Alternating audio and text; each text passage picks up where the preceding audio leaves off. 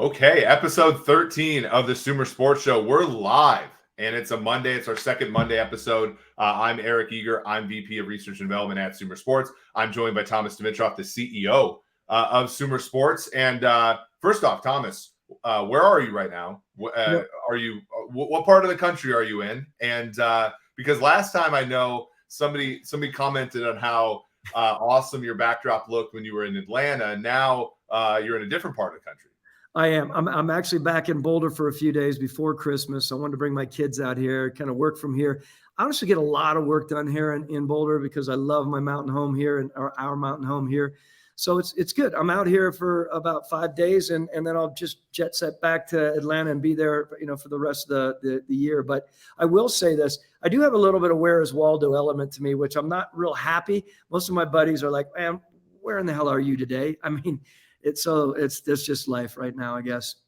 I know. And it's funny because like I've had a similar sort of experience this year because I had planned so many trips back when I was still with PFF. And then, obviously with Sumer, you guys were so gracious to let me still take them. So I've been to, Lincoln and, Provo, Utah. And then last week I was at the Army Navy game in Philadelphia. It's been fun. It usually don't, as folks know, you normally don't get to, travel around the country this time of year other than for games. But it's cool. Obviously, you get to travel across the country and have a little trip with your kids. And then, or they're not even kids anymore. Like they're a little older, than mine are.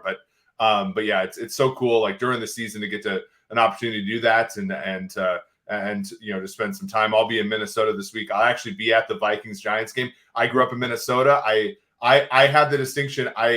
I went to the last ever game at the Metrodome in 2013. It was a Vikes-Lions game, which, by the way, we have to talk. My friend here, Dave Solfaro's into the chat. A big-time Lions fan, really happy.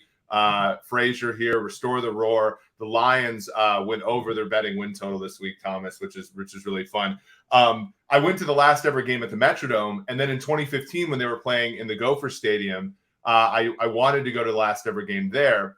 But then they made the playoffs that year and played against Seattle in that cold game where they missed a field goal. But I have never been to that new stadium, the US Bank Stadium in Minneapolis. So that ought to be fun. Get to see Kwesi and get to see some the Vikings fresh off of the biggest comeback victory in the history of the NFL last week against the Colts. Well, I will say, I have been to the new stadium, and it's obviously it's an amazing edifice.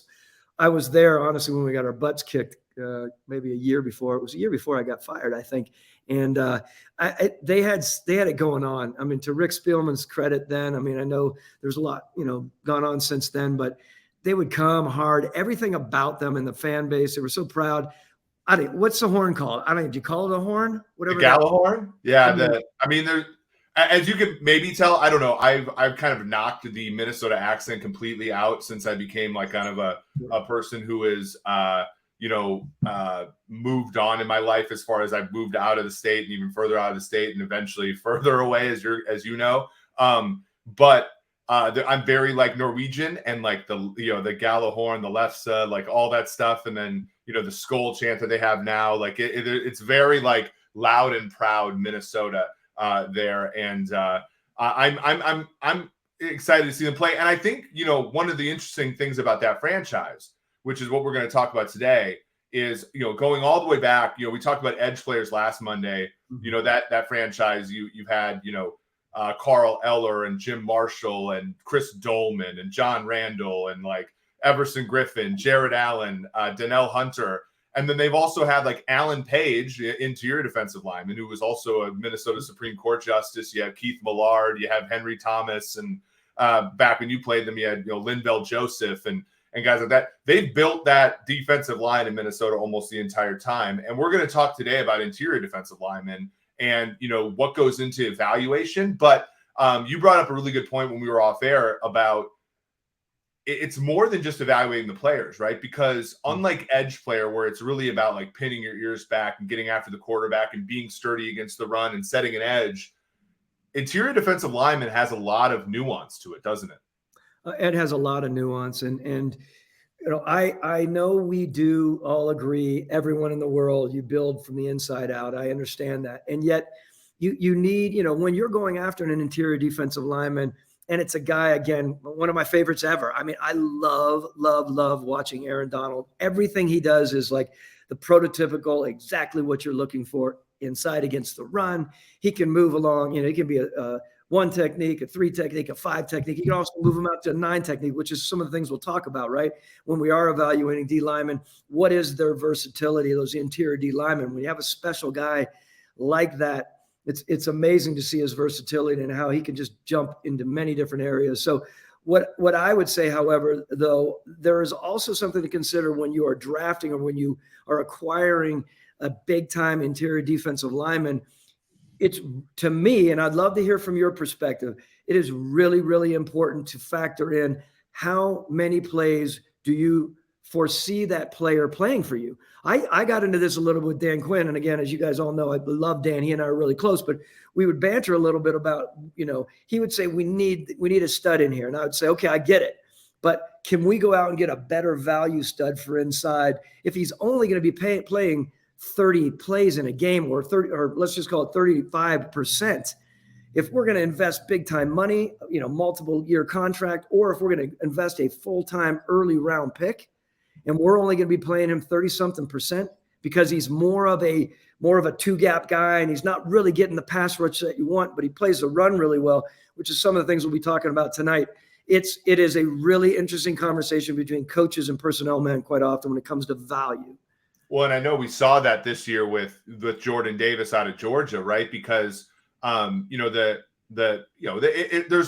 a lot to it, right? And I think you have to, when you draft these players, they have to be a part of a broader understanding of the game, right? So about 2 years ago at PFF, I wrote an article basically saying interior defensive linemen matter because, and it was more about the run stuffers, right? Because I showed that, when you have an interior defensive lineman who is good, and we'll talk about how to measure goodness, right? When you have an interior defensive lineman who's good and he can eat blockers on early downs, it allows you to play fewer men in the box on early downs, right? Which I think, by the way, backing up, a lot of teams are doing that more now. And what you're seeing is 4.5 yards per carry, which is an historic value, right? Everybody wants to play the 2 high stuff. Everybody wants to invite the run. And if you have a nose tackle that can eat that space, then on average, you play worse 2nd and 3rd down game scripts, right? Because you get, obviously you get run stops. And so that guy, even though he's only playing 1st and 2nd down, he does impact the passing game because every pass you go up against is in a 3rd and 8 or 3rd and 7 or on average. And so it does influence it, but you have that has to be part of your understanding. You can't just have a space eater guy and then also play 8 guys in the box, right? So like you have to, if you're going to have a big guy like that, you have to have like smaller safeties and you have to play them deeper. It has to be part of a coherent plan. And I just don't know necessarily if everybody's willing to do that. Now the Eagles took Davis, right? They traded up for him, took him at 13, and they do that. They play back. And the problem is, of course, is when he gets injured, then they're bad against the run because, you're fragile to having that particular type of player play defensive line for you. It's such an interesting discussion because, again, like, what if we broke this discussion up into 2 types of players, right? So I consider like kind of 2 types of defensive linemen. I think of like penetrators, right? Guys that get upfield and they get to the passer, they're disruptive against the run. But for the most part, they're making life miserable on the offense in the passing game. And then I also think of like space eater guys. So guys that stop the run, and if they get to the quarterback on the way out, basically that's a plus. And I think you have to split it into 2 categories. And I think for the most part, NFL teams, they really value the first guy. If you look at like salaries and draft position, and maybe with the signing or the drafting of Jordan Davis, they're starting to like the second guy. Well, you have a lot there. We were talking a little bit about nose tackle before we go to what we often refer to as a 1-gap player and a 2-gap player, right? That 2-gap guy, just to lead in on that, is that guy is going to hold the point and can play both sides, right? So he can hold the point and play both gaps versus the 1-gap player who's going to shoot. You have a guy, look, back to Aaron Donald, you're going to call him one of the best 1-gap players ever, but he's got such strength and awareness to play 2 gaps too. He's just that special, that's sort of special situation. Let's go back first to the 2-gap. Let's go back to that space eater guy that you're talking about. Let's Let me go back quickly to Vince Wilfork back in the days in New England, right? And, he was one of those guys. And I know that Bill Belichick had such an understanding of that interior D-line. So did Scott Pioli, because they were pairing together strongly then. And they both, Scott, by the way, he was a college D lineman. So at the core, any of us normally, you love tight ends, and Scott loves D tackles, and he'll always love them. And when Scott's last first round pick in Kansas City was a damn good player in who was the defensive lineman for the Chiefs. I'm blanking on him. The guy from Memphis, Dontari Poe. Very good player. Right. And we would have loved to have had him in Atlanta, for sure. But so back to that, just to stay on this tangent, I think that interior D lineman, the two gap guy who is playing the run, right? Remember this. Let's get a little bit into evaluation first, and we can mix it in. It's the same thing. Remember, everyone, I said snap the whistle when we are evaluating. So think about that. And with D linemen, we're looking at how they play against the run and how they play against the pass. And whenever we presented our reports coming up as a scout, we would present that to the decision makers and the GMs. They wanted to hear what we had to say, how they played against the run, how they played against the pass. Start with the run. When you're talking about a space guy, right? When you're talking about that two gap guy, we're tried and true. We are about lateral leverage, right, Eric?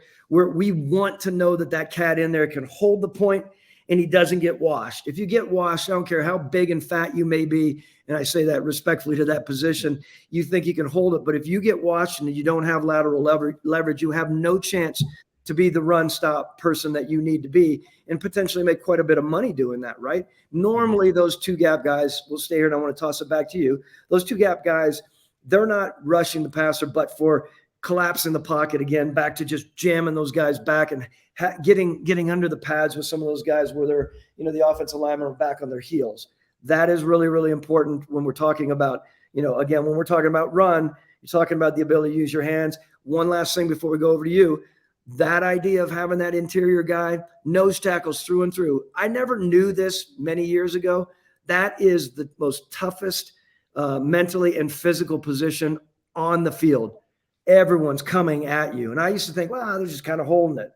That's a tough ass place to be hanging out, right? So it's an interesting. Yeah, and that was, and I bring up Dontari Poe for that reason, right? Because the big thing for him was, that 2013 Chiefs defense that, held they were 9-0. They held all the first 9 opponents to 17 points or less, and they were really good. And like one of the big things that this was back when Pro Football Focus was first on, they were doing snap counts, which, it's funny to say now, but back then that was one of the first places to do it.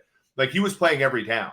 And, there's a great deal of, that's one of the difficulties there, right? Because if you can play every single snap, as the league has evolved, and again, this is where I'm kind of looking at this as when I'm trying to evaluate these guys, like I'll look at a few things, right? So if you make a tackle, with a success rate of 0, right? Or a successful play of 0, which is basically, you think about success rate, the broadest category, which is, this is not correct, but it does a decent job of approximating. You 4 or fewer yards on first down, less than half of the available yards on second down, and short of the first down on third and fourth down. If you can get stops in the run game, that's one of the more correlated variables year to year for a defensive lineman, like one of the most correlated variables in all of football. So if you can tackle the running back as a defensive player, that is one of the most linebacker level, defensive line level. So that's something I look at. But also there's the part of like, do you cause perfectly blocked runs? And what I mean by perfectly blocked runs is, when you look at the offensive side of the ball, if there are no negatively graded blocks on an offense, the ball carrier, like it adds up a half a point to the offensive efficiency. Meaning, if none of the linemen lose, it's the best play in football is run, right? So if you can cause a negatively blocked play, whether or not you make the tackle or not, right? If you just get penetration or you hold up a double team or you do something of that nature, it causes, much like on the other side of the ball, the running back is so much better when everything's blocked ahead of him, of course. The linebackers behind you are so much better when things in front of you are fail, right? And before, like I think of back to your time with New England, when 60 to 70% of the downs, you're in an odd front with 3 defensive linemen, 2 middle linebackers, and 2 edge guys. your opportunity to cause a negatively blocked play as a defensive lineman were higher because your chance of taking on a double team were lower. But like what's impressive about some of these guys now that play is you're mostly, and I remember this vividly because I sat back there and watched Le'Veon Bell run for 170 on the Chiefs in a playoff game. You're a lot of times, because you're trying to minimize the wide receiver play, you have 2 down linemen, 2 edge players, 2 linebackers. One of those linebackers might be a safety. And then you're playing 5 behind, right? Or 6 behind even. And your job as a defensive lineman is so much harder in those situations because you're always taking on a double team. And the guy behind you, if he's a strong safety masquerading as a linebacker, he can't get anybody on in his kitchen at all because he's not built for that the way that the Bart Scotts of the worlds and the Teddy Bruschi's of the worlds were back in the day. So I feel like mathematically what you do when you look at that data is you do have to look whether you use tracking data or StatsBomb is doing this really cool thing where they're talking about using tracking data to measure engagement. So like how much do you move? Like this is a tracking data problem for all the analysts out here. But like if you're engaged, from engagement do you move forward or backward? That would be a great measure. I would imagine it'd be very stable for defensive linemen. But like even just like play-by-play stuff, does the guy in front of you win when you are double teamed, or does the guy in front of you win when you have 2 down linemen instead of 3 down linemen instead of 4? Like all those things are very stable metrics for defensive linemen. And when I'm looking at measuring a guy from college to pro, obviously tackles are good, stops are good, but really what it is can you hold the point of attack? Because if you can, then everybody on your team's going to look a lot better. That 3rd round linebacker is going to look like a 2nd round linebacker in front of you. And obviously all those defensive backs are going to look a lot better because their 3rd downs are 3rd and 8 instead of 3rd and 3. Well, we spent a lot of time talking about that interior big stud, holding the point, and like you said, 2 gapping. And we love doing it. We love looking at them. They're not the most, starry eye generating people, meaning like, you're not like, wow, look at that athleticism. But it is tried and true, a very, very important part of your defense. And then when you flip over to, and you flip over to the one gap guy, you flip over to the people that catch your eye like that off the mark, the people that no offensive lineman can reach, right? I'm not only talking about the Aaron Donalds, but I'm talking about any of some of those special guys. Look, we drafted Grady Jarrett, 5th round or whatever. I mean, Grady was a really good acquire for us. And it's funny, back to when I talk about values, right? When I think we got Grady Jarrett where we got him, and we didn't have to go up in the top, round or the top 20 of a draft, and we could continue to be mindful of how we put together our interior D linemen.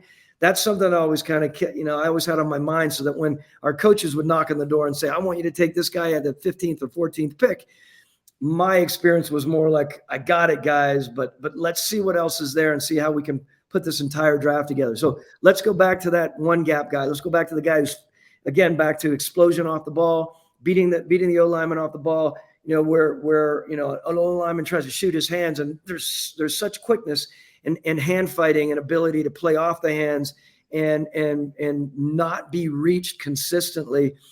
All of a sudden that guy in the run game is disrupting behind the line of scrimmage, to your point, right? Which is very, very important when we talk about, the analysis behind the line of scrimmage.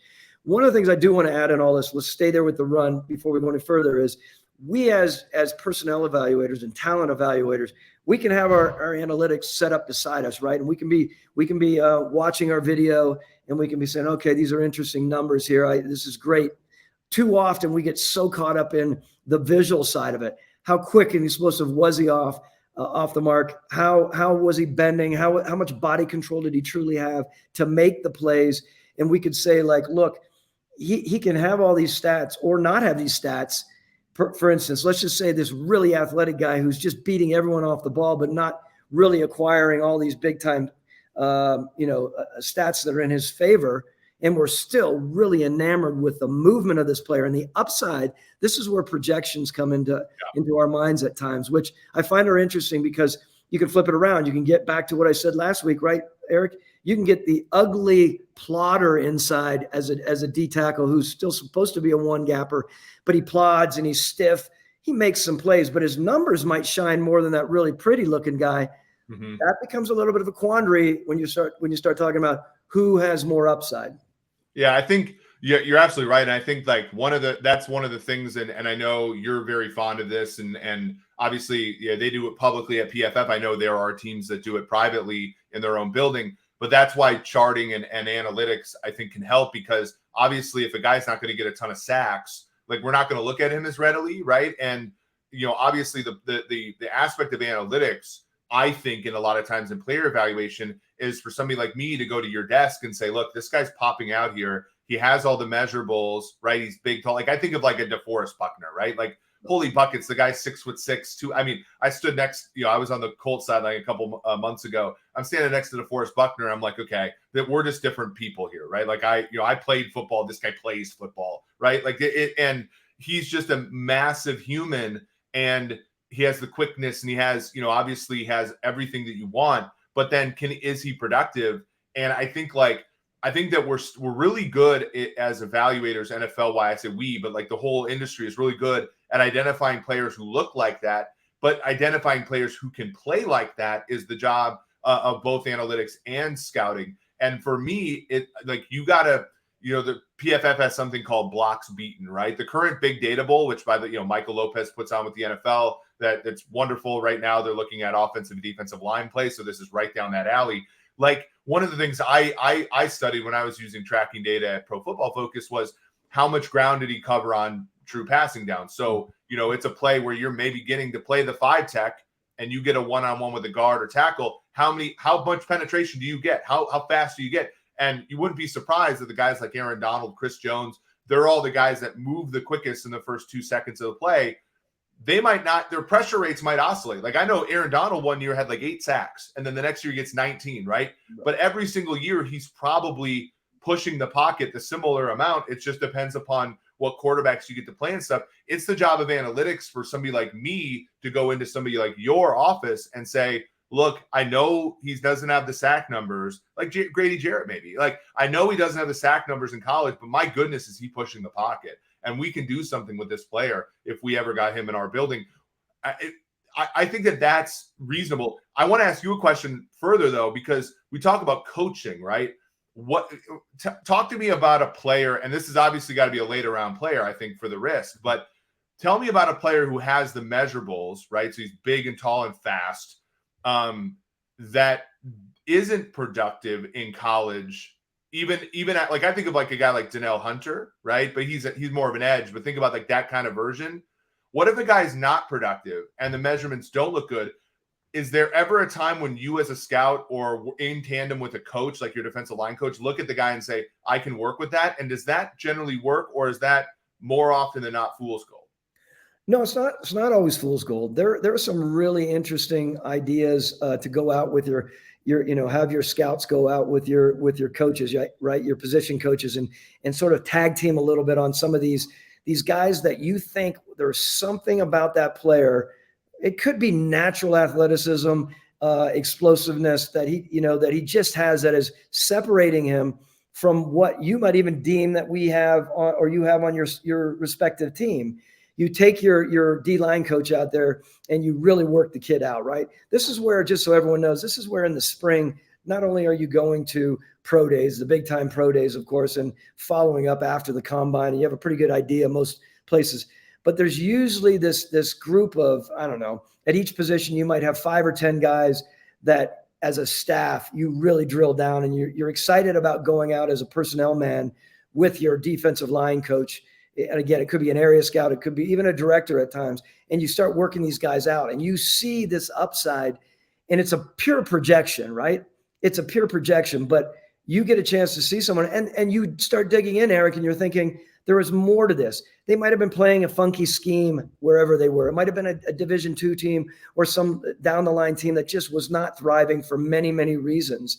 And that's part of your scouts, business, to make sure that they're researching properly. It could be called the way it is. I know when I really pressed our scouts to go out and know the coaching staffs, and so that they could come back to me and say, Thomas, player A here, he does not have the stats that would warrant us drafting him. That said, their D-line coach is horse crap. He is not worth a damn as far as a coach. He's out fiddling around and doing nothing that will help develop this player.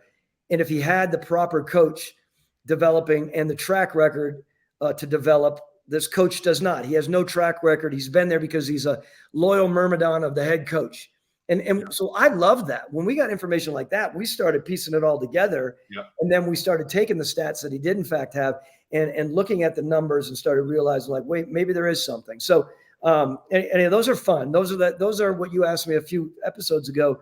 Would you rather, go out and scout that really stud all-star guy or the down the liner that's the diamond in the rough? Those are where the diamond in the roughs are nice when you're kind of playing sleuth and you start putting these things together. You and your D-line coach are high-fiving each other after the workout, and you're thinking, my God, I think we have someone here. We can maybe get him in the 7th round or even as a PFA. Yeah, to me, that's where, like, would you agree that that's where the marriage of analytics and traditional scouting can win? Because I feel like all the top guys, everybody believes all the top guys are good, right? Like, and interior defensive lineman's a little bit tougher, right? Because as we talked about earlier, it's harder.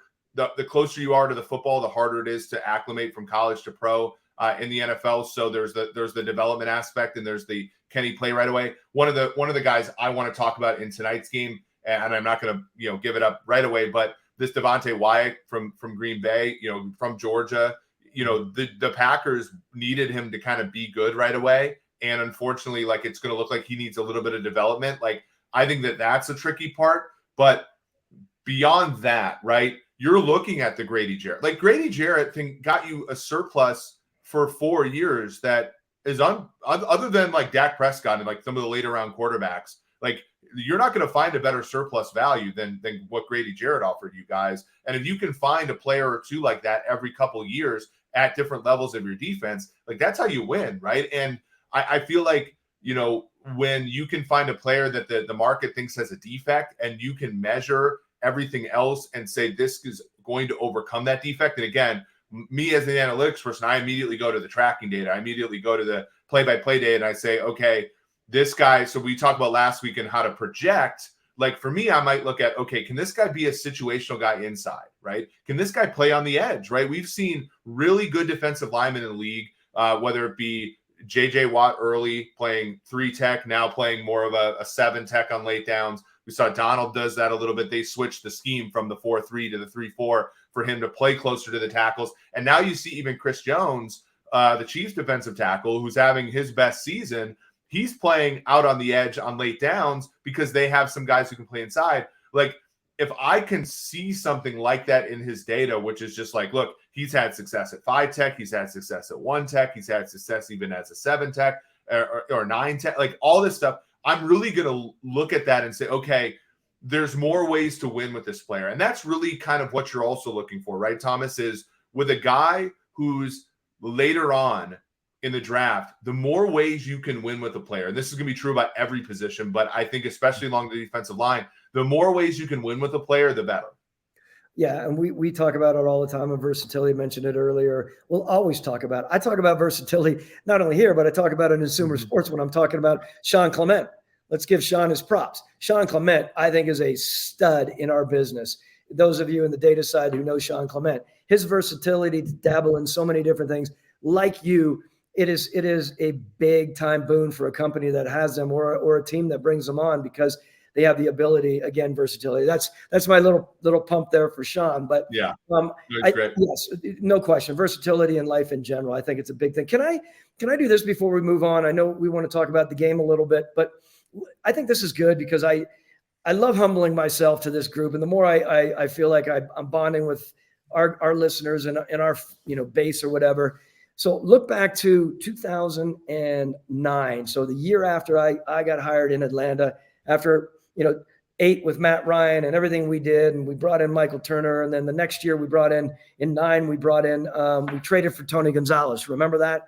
Mm-hmm. Okay, we were trying to figure out, and I remember asking Mike Smith, the head coach at the time, and this is a learning lesson for everyone. So I raised my hand in these situations where mistakes were made because I love being able to share with people. It's not an ego thing because we all have them. This is not an exact science. We were so gung-ho. I remember sitting down with Mike Smith, and I said, Smitty, We did all we did last year, and we're really proud of that 2008 draft. And we had a really nice season coming off of a really bad situation after the Michael Vick debacle and everything in Atlanta. What do you need, Coach? What truly do we need in this team? He's a D-line coach by trade, right? He's a linebacker guy, and Smitty is a tough-ass guy. I love them, still love him. And he said, we need an interior guy. We need a guy who's going to disrupt inside. Okay, we really, really honed in. We had a few people we were looking at. We didn't know which way we're going to go. I talked about it a couple episodes ago. Who do we pass up when we passed up Clay Matthews for Pere Jerry. And I want to bring up Pere Jerry because I think it's a really good discussion for a minute here. Pere Jerry out of Mississippi, really, really athletic. Most people in the league had high grades on him coming out because of everything that he offered.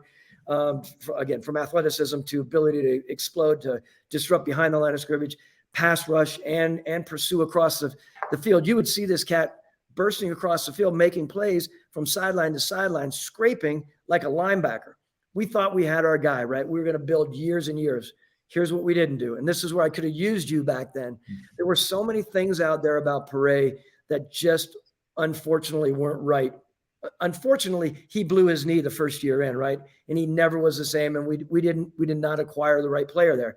But there were elements to him that if we really would have dug down and looked beyond this unbelievable eye-catching explosiveness, playmaking ability that he could, that he had, and everyone was talking about him, to he was older, he had an injury history, his work ethic was fairly suspect, and there were two or three other things that I won't talk about here right now that we cast out aside because, once again, need drove us to an interior D lineman who was going to tear it up. We thought he was going to be like an Aaron Donald. He wasn't. He was a mistake.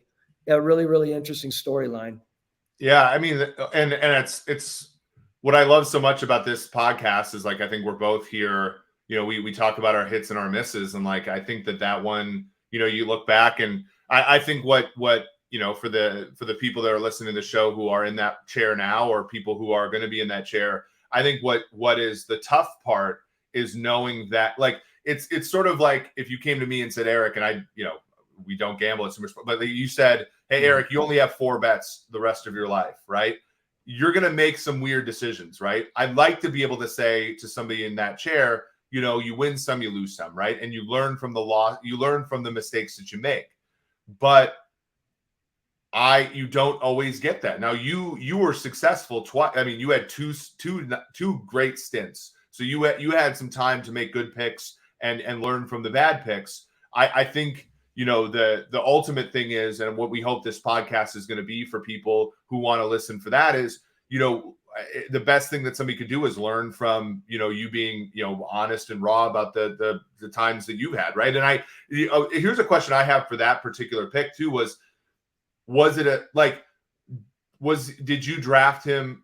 Were you too willing to draft him because he fit scheme, or was one of the reasons he didn't make it additionally because he didn't fit scheme? What was the scheme fit thing? Because that's the thing for me that I'm always a little bit questionable. What is, do teams overzealously draft players who don't quite fit their scheme, and that's one of the reasons they don't have a success, or do they fit the scheme perfectly, but they're not that good of a player? And like, I think that is two places where people can fall into, well, I mean, I'm not even saying mistakes can be made, because sometimes you just take a player and it doesn't work, and that's usually how it goes. But like, is there like, which one of those two happen more often? Okay, so we could talk about this forever, and we could talk about it here. We could talk it at a bar over a bottle of wine or two or whatever. We could sit around with many people. I think it's a fascinating conversation. What everyone needs to know, normally in a situation like that, we drafted for our scheme. And our scheme was 4-3. It was fly around. It wasn't fly around as much as Dan Quinn was when Dan came from Seattle, of course. But Mike Smith and his group, Brian Van Gorder, we wanted to be tough asses. We wanted to be up in people's faces, an explosion upon contact, left, right, and center, right? We go after a guy like Pere Jerry. And by the way, Pere Jerry, I was cheering for him. I liked Pere. It's just, unfortunately, he has his injury and then he tails off, of course.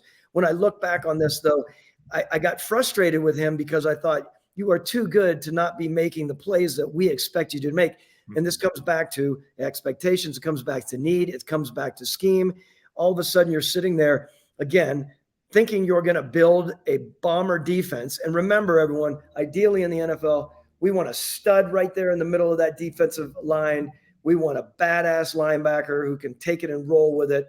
And then we want maybe a safety. I liked the different layers in the defense that could just light it up. And we thought we were doing that in this situation, and not to go off and protract here, but I really believe we thought we had the right scheme. Remember this too, though, as you start moving through your time with a player, there may be changes in scheme. We had it, believe me. And then you invest money in certain people, you renew contracts, and then you look like a dumbass to someone else, and people are like, what happened? Why would they do that? Well, we changed the scheme on the fly. We went from a 4-3 to a 3-4, and we had a new D coordinator who didn't really like the guy, right? There are so many layers to this. Yeah.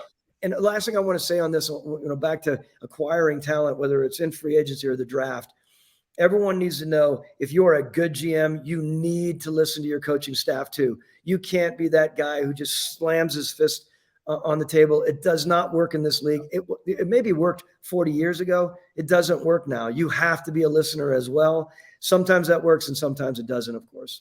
Yeah, I've heard so many times, when I ask, like, hey, I ask people in the league, I'm like, why didn't you guys take so-and-so? And it's just like, the coach wasn't comfortable with him. And I honestly, I can appreciate that to some degree, right? Like we always, and I think this is also to the point of, it's hard not to root for your predictions, right? And so every time you make a draft pick as a general manager, you're rooting for your prediction. Every time you're a content creator and you go out and say, I really like, so last night I watched the game, and I got to be honest with you, I love what Jahan Dotson did, but that's also because I wanted Jahan Dotson, like as a Kansas City Chiefs fan, I wanted the Chiefs to get Dotson so badly. I think he's really good, but then I'm out there cheering for my prediction the whole time, right?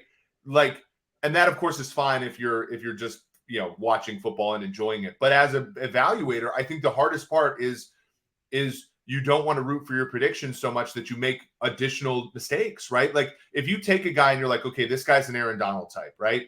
And then he comes in and he ends up being more of a 5 out of 10.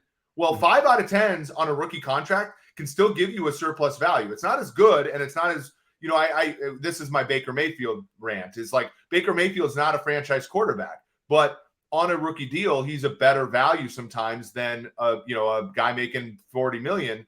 And like that, of course, is an extreme example, but like what you want to be able to do as an evaluator, say, okay, go to your coach and say, this guy's not working out, right?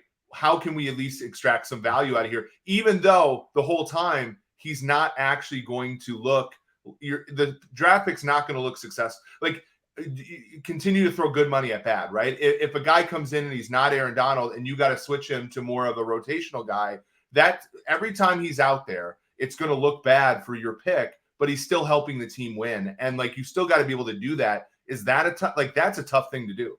That's a tough thing to do for sure. I was just sitting there amazed at your doctorate mind doing this magical segue into Baker Mayfield and the game and the Rams and how in the hell he ended up there, of course. But so you've got me off balance. Yeah, I know we disagree about Mayfield, and I think you're probably I think your view of what a number one overall pick quarterback should be is more correct than mine.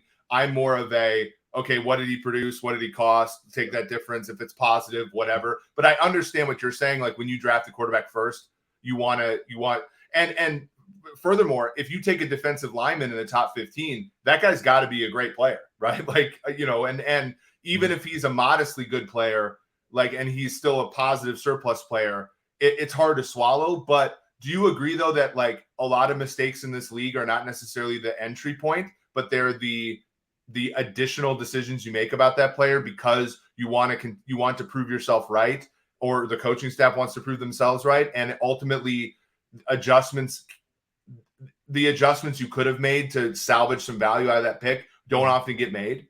Yeah, it's a great point. There are a lot of elements to that conversation as well. And, I think true natural, a builder psyche is, I want to continue to work with this guy. I know that he has more than we're getting, we're getting out of him. And they can get pretty darn what's stubborn over it for sure on both sides, not only as a GM, but also as a coach. Or flip it around, brother. This is a big thing for everyone to know. Sometimes when we pass up people in the draft and people are pulling their hair out from our respective teams, like, what's this guy thinking? If you have a coaching staff that does not believe in that guy, I don't care what eye you have as an evaluator. You're and this happens, believe me, it's happened to me before. Your entire scouting staff is on the edge of their seats, like, you're going to draft this guy, right, T? And I'm thinking, we have 3 coaches on our staff who are vehemently opposed to this person. And we could prove them wrong, yes. But if it's that opposed, that's not a good thing. All of a sudden, that guy walks into your building and you don't have your guys developing the way you want. It's a rough road. Wait, how do you prove them wrong when they might have an incentive to not play? Like, I mean, and again, this goes back, and we've talked a lot. I want to, when we kind of wrap this whole thing up in like 2 months with all the positions, I kind of do want to talk to you about, what I consider to be kind of a, they have job descriptions for players, which the coach and GM agree on. Like, I feel like that's something where I think, that gets around the whole, like, well, I'm viewed as a bust as a GM because I drafted this guy, but they didn't play him right. And like, or furthermore, like the coach, the Bill Parcells back in the 90s where he, with the Patriots, where he says, like, if I'm gonna cook, I want to get some of the groceries. Like, there's this tension has existed forever. And I think, the only way to sort of get around it is for guys like us, to talk about it and for it to be more normalized that this exists, and like to obviously go around it. So can I say that normalize? You're exactly right. No, we're going to touch on it, but these are not, and I used to tell Arthur Blank this, and again, these are not excuses from the general manager or the team builders around the country. They are what they're dealing with. And if you are a good general manager and you know how to navigate properly, there's a time to flex your muscles and there's a time not. There's also a time when you realize, I gave that coach what he wanted. I'm not even talking about the head coach. It could be a position coach. And sometimes you have to do that. Sometimes you would step away with your head coach and you would have a conversation. You'd say, let's give position coach A this one, T. Even if you're vehemently opposed to him at a certain level, he likes him. He knows the coordinator they had in college who's his best friend, and they really believe that if you did this, this, and this, you can bring him along. Like, again, everyone needs to know, like, it's not these decisions aren't made in a vacuum, and it's not just that. Yeah. And this is where this job, I think, is fascinating. And when you get the really good guys that can hang around a long time and circuitively navigate around the coaching staff and with the coaching staff where appropriate, guys like Howie Roseman, guys like Mickey Loomis, these guys that are, well, Howie's not up to Mickey, but those guys like Mickey and Kevin Colbert, who were around a long time, had a really good knack of taking that D lineman, who they wanted, who they needed, but also working in, the interest within their organization to make sure that he's going to thrive.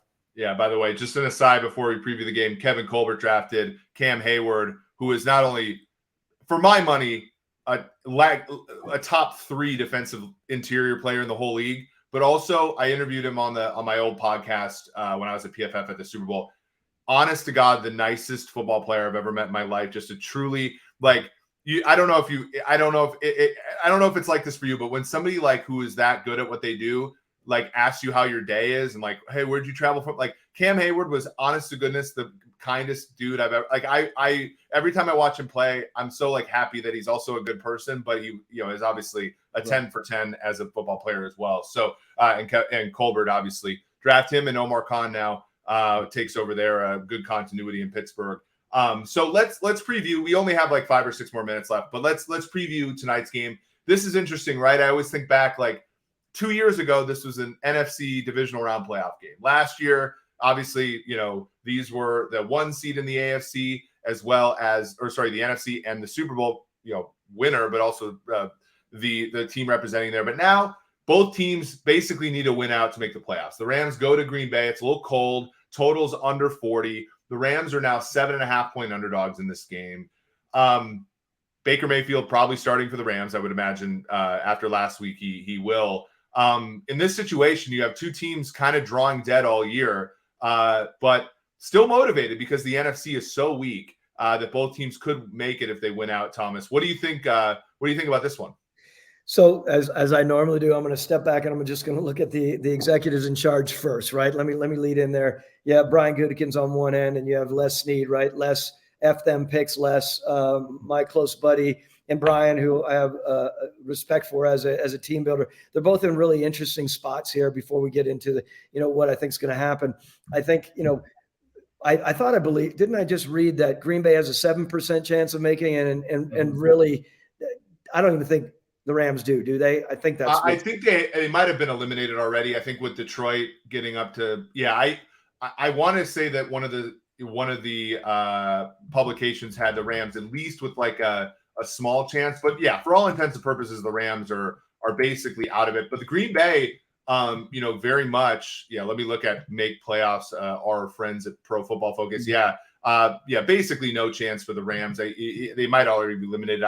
I have not followed that as closely as I've followed the teams like Detroit and Green Bay. But Green Bay, basically, they have a game against Detroit week 18 at home that could decide it. They basically have to win out and get help.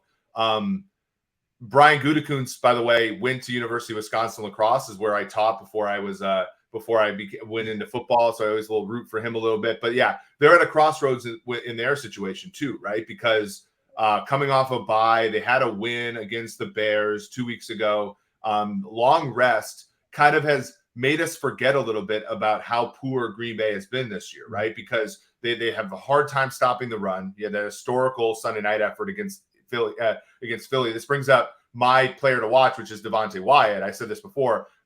Late round, first round pick out of Georgia. A little old, 24 years old, right? I think one of the things Green Bay wanted to do was draft him and Quay Walker out of a great defense. But Thomas, when you take a player out of a defense like Georgia, do you ever get concerned that like that's a defense with 5 first-rounders on or 6 first-rounders on it? Do you ever get concerned that like, is that guy's production his or is it the defense's? Because I feel like right now in Green Bay, he can't really get on the field. He struggled when he's gotten on the field. They needed him to play well right away, and they need him soon as well because they don't really have a lot of defensive linemen signed in the future. Is that one thing looking backwards that would have concerned you about him in the late first round? Because that defense had, Nakobe Dean, they had, Trayvon Walker, they had Quay Walker, they had, Lewis Seen, all these great players on the defense. Jalen Carter, who's going to be a top 5 pick this year. And like Wyatt was kind of productive for them, but not like the best player on the defense. Do you ever get worried about a prospect like that? Yeah, I mean, you love going to those programs that are just completely kick-ass programs, right? The Bamas and now Georgia, what they're doing. You think everyone knows how to win. They live it, they breathe it, they bleed it, and you think that you're going to hit on that. That's a really good point. I wouldn't kill myself thinking about that, but it's in the back of my mind. And this goes back to, if you do look at historicals, and I love that. I think looking back on some of the people that would, that you may be thinking about acquiring, whether it's in the draft or free agency, I love looking at the history of that type of a player. Try to find the parallels and see exactly, what has happened, how you can draw. And that's why, I continue to talk to you about that. If you and I were working together in an NFL team, being able to really dig in at layers that are completely advanced, I think might have aired some of this, some of the mistakes that, we've all made along the way. Can I say this before we keep going on the game? Back to these two guys, right? Game related, Les Snead and Brian Gutekunst. These guys right now have a lot on their plate. Their minds are heavy, believe me. When you know that you're almost out of the playoffs, Les is coming off of a Super Bowl, of course. Brian's coming off of some really interesting stuff that happened. Now you're looking at your team and you're like, man, coach, on both sides, we need to figure out who in the F we need to make some changes with. And we need these young guys to start playing. I need to know where we're going. This is a tough conversation.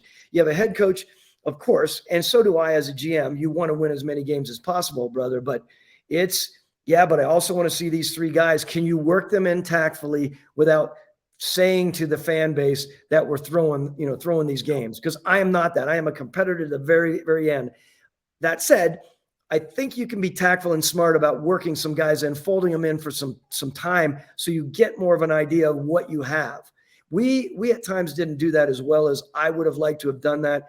And if I were to ever go back, I would say, like, Dan was all about developing our guys, but I think I would have maybe like to push a little bit more with both of the head coaches I was with in those situations, because you need to see what you have going into the next year, because you can be writing some big time checks or not writing checks for people that, you really don't have a true beat on.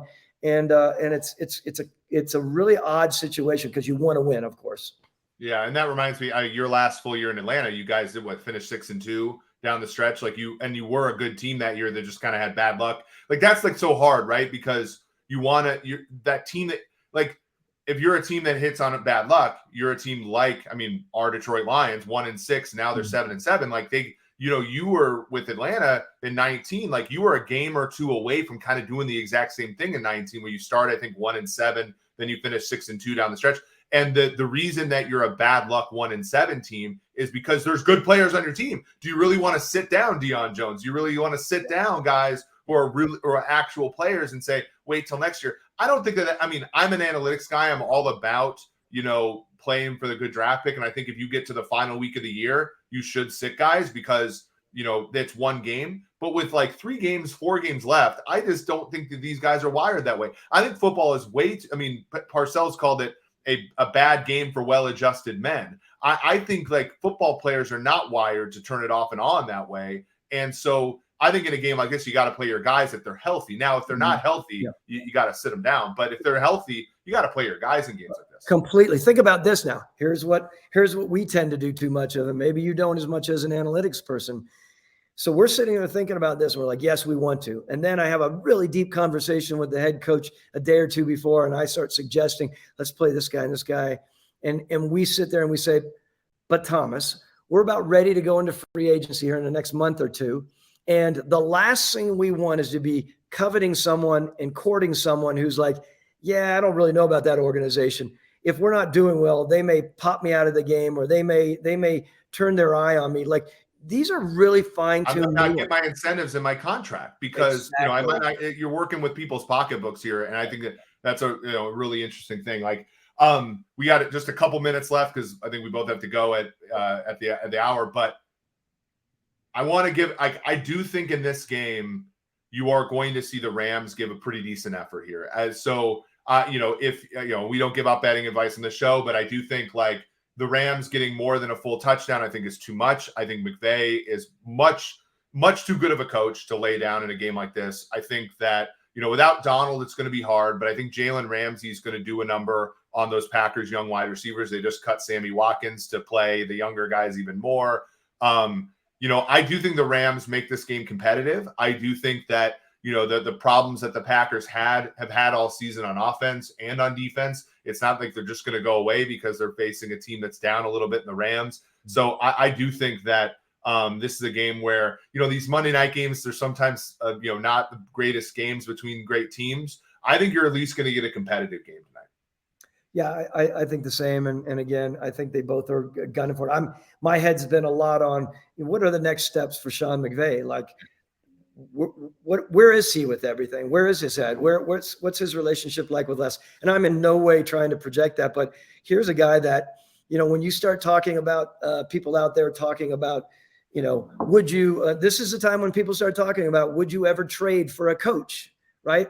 I'm only bringing him up because a guy like that, or there's probably a handful of other guys out there that most teams would think I would give away a lot to get a coach like that.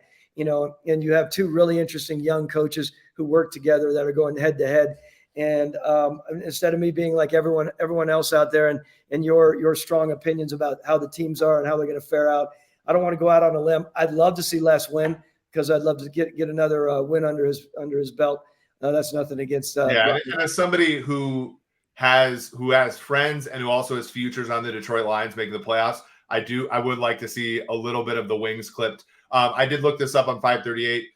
If the Rams win out, they have a 0.5% chance of making the playoffs. So they are still technically not mathematically eliminated. But what you did give me is a great idea for the next show, which is I'm going to ask you and you're going to ask me what you would pay in draft picks to trade for a quote coach. And I'm going to try to come with the best mathematical price for one. And you're going to tell me that I'm insane, which is going to be fun. Thomas, this has been a lot of fun. To everybody in the chat, we really appreciate you. Sorry we didn't get to your questions. We will get to your questions on Wednesday. There were a ton of them, including by some listeners to the show, but also some coworkers with us. Today we'll probably we'll wait till next time, but next time will be also a little bit longer show as it is. So we again appreciate you all for coming. Can you do me a favor? Go onto your favorite podcast platform, 5 stars, write us a review. We really would appreciate it. If you put a question in the review, we will read it. I promise. And if you're on YouTube, smash the like button. Leave a comment. Thomas and I always take those very, very seriously. So for Thomas Dimitroff, this has been Eric Eager. This has been episode 13 of the SumerSports Show.